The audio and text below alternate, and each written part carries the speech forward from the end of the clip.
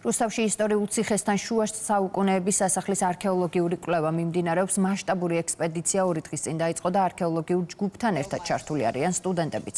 არქეოლოგიური ფაკულტეტის სტუდენტების ჩართვის მიზნით რუსთავის მერიამ მემორანდუმი თბილისის სახელმწიფო უნივერსიტეტთან გააფორმა. რუსთავის არქეოლოგიურ ექსპედიციაში მონაწილეობის მისაღებად უკვე 100-ზე მეტი აპლიკანტია დარეგისტრირებული.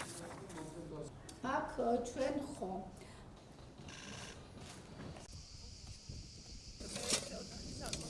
ივანე ჯავახიშვილის სახელობის სახელმწიფო უნივერსიტეტთან ქალაქის მერიამ გააფორმა მემორანდუმი და სწორედ ამ მემორანდუმის ფარგლებში არქეოლოგიურ ექსპედიციაში ჩართვის შესაძლებლობა ექნებათ სტუდენტებს.